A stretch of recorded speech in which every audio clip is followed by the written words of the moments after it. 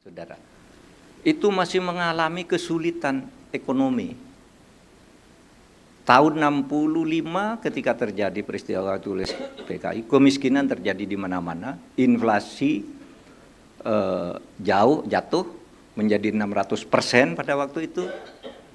Ya, tetapi pada saat itu ketika Bung Karno memimpin Indonesia dari tahun 45 sampai 66 itu, karena 67 sudah diberhentikan, 66 sudah tidak efektif.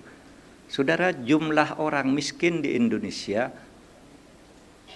sudah tinggal 54%. Karena Indonesia merdeka, yang tadinya dianggap miskin semua kecuali anak-anak bupati lokal, tahun 66 itu jumlah orang miskin tinggal 54%. Berarti Bung Karno berhasil menghapus 46% kemiskinan dalam 20 tahun. Kalau taruhlah pada saat itu 5%-nya memang sudah tidak miskin karena anak bupati, priayi, jadi lurah, jadi apa gitu. Kira-kira Bung Karno sudah 40% lebih mengentas kemiskinan hanya waktu 22 tahun. Pak Harto 32 tahun, jatuh pada tahun 98. Jumlah orang miskin tinggal 18%. Maju karena Indonesia merdeka. Oleh sebab itu cintai negara ini dengan sepenuh hati. Sesudah reformasi, ganti Habibie, Gus Dur, Mbak Mega, Pak SBY berhenti pada tahun 2014. Orang miskin sudah tinggal 11,7%. Pak Jokowi pergi, orang miskin tinggal 8,7%. Jadi turun terus orang miskin. Dan itu nanti di tahun Indonesia Emas orang miskin tidak ada. Kalau kita jaga negara ini dengan sebaik-baiknya. Nah, menjaga negara ini tentu menjaga konstitusinya. Bagaimana konstitusi itu ditegakkan.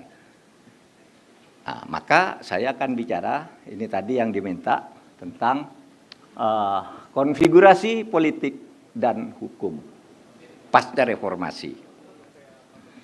Saya menyiapkan makalah, saudara. Jadi tadi saya di ruang Bu Dekan tuh menulis sebuah pesan.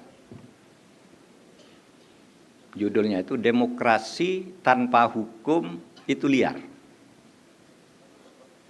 Tapi hukum kalau tidak dipakai secara demokratis itu sewenang-wenang. Oleh sebab itu demokrasi dan hukum itu harus sejajar. Dan demokrasi itu adalah salah satu bentuk politik.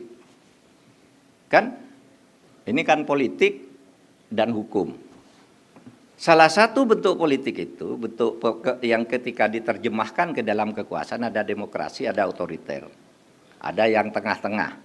Ada yang lebih dekat ke demokrasi, ada lebih dekat ke otoriter. Nah, dalilnya kalau demokrasi tanpa hukum itu liar, itu ketika terjadi kerusuhan, pemerintah jatuh, rakyat sengsara. Saudara bayangkan ketika Pak Harto jatuh di tahun 98, keadaan kacau. Kemiskinan terjadi luar biasa, rakyat sulit mencari makan, lalu demo di mana-mana, timbullah pembunuhan liar. Polisi dikejar-kejar karena dianggap pelindung Pak Harto. Masih ada TV-nya tuh ketika polisi hanya ingin mengamankan demo, dihajar rame-rame di depan Pasar Senen. Tidak ada hukum lagi. Karena katanya ini demokrasi, lalu liar. Gitu.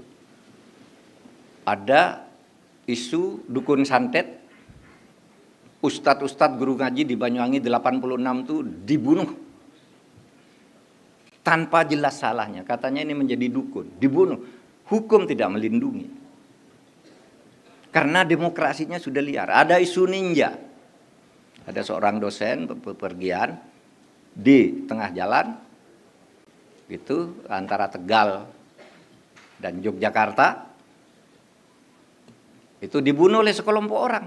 Karena ada yang berteriak ninja gitu. Padahal dia cuma pakai baju hitam bertahan di bawah pohon. Dibunuh suami istri. Hukum tidak melindungi. Katanya ini demokrasi. Pak Harto yang tidak demokratis sudah jatuh. Di beberapa desa, kepala desa yang suka mengganggu warganya yang perempuan-perempuan itu ditelanjangi keliling desa. Tidak ada hukum yang melindungi.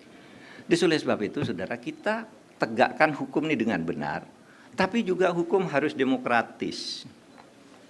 Kalau hukum tidak ditegakkan atau dibuat dengan demokrasi, ya sewenang-wenang akhirnya. Atas nama kekuasaan, gunakan hukum. Akhirnya kisruh di bawah, chaos, demokrasinya liar, hukumnya menjadi lumpuh. Nah, itu tidak boleh terjadi. Oleh sebab itu, para mahasiswa, Anda boleh melakukan kritik kepada pemerintah, itu tugas, itu hak konstitusional ngeritik. Tapi kalau dari aliran Islam Ahlus Sunnah wal Jamaah itu, Imam Nawawi mengatakan ada dua batasnya. Satu, jangan sampai terjadi chaos. Yang kedua, jangan sampai pemerintah tidak bisa melaksanakan tugasnya. Itu namanya makar. Nggak boleh. Kita boleh demo, tapi jangan makar. Gitu. Nah, mari saya masuk ke materinya. Bahwa hukum itu adalah produk politik. Halaman berikutnya. Operatornya mana nih? Ini dia. Politik dan bernegara. Kita mulai dari sini dulu karena ini berkuliah. Sudah, arti politik itu banyak. Politik itu apa sih? Satu, artinya taktik. Itu yang paling sederhana. Oh, kamu mempolitiki saya ya, itu taktik. Yang kedua, artinya kebijakan. Politik itu berasal dari kata policy. Policy itu kebijakan. Arah yang ditentukan oleh pemerintah untuk dilaksanakan mencapai tujuan negara. Itu kebijakan. Policy artinya. Lalu artinya pergulatan kekuasaan juga. Wah, ini ingin merebut kekuasaan ini melalui pemilu, ada yang tidak melalui pemilu, ada yang ingin mendapat kekuasaan. Orang yang tadinya sangat bermusuhan lalu bergabung, itu biasa saja. Ada orang yang karena kekuasaannya merasa tidak enak, tidak memuaskan, dia pergi keluar jadi oposisi, itu biasa saja dalam politik. Jangan dianggap negara gaduh. Justru itu memang yang diinginkan oleh para pendiri negara dulu. Bahwa ada kontestasi politik sehingga negara ini maju dari waktu ke waktu. Politik juga bisa diartikan negara. Dulu kata negara itu asal katanya polis. Orang yang belajar ilmu negara atau pengantar ilmu hukum, pengantar ilmu tata negara itu kan di Yunani dulu ada 156 polis, negara-negara yang merdeka.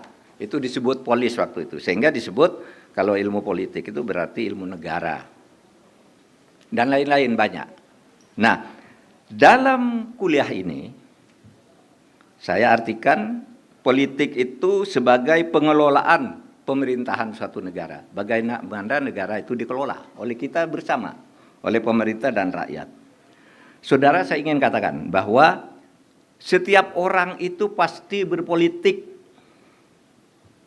Tidak ada orang tidak berpolitik. Kenapa?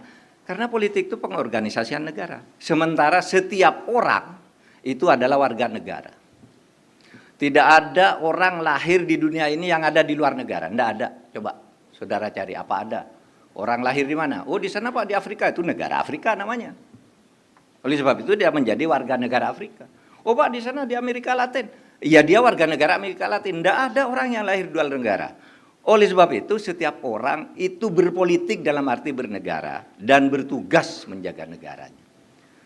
Kalau langkahnya politik itu mendukung, beroposisi atau diam. Bapak mendukung Pak Jokowi. Itu politik. Melawan Pak Jokowi, politik.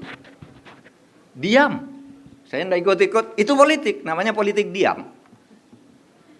Lekon sebut politik, iya, karena Anda memihak atau tidak memihak. Siapapun yang menang dalam pertarungan itu, maka yang kalah ini harus tunduk kepada pemenang. Harus ikut aturan-aturan yang dibuat oleh pemenang. Misalnya Bapak, wah saya kemarin tidak dukung Pak Prabowo, saya tidak maulah. Pajak kok mahal, BBM kok mahal, nggak bisa, harus ikut.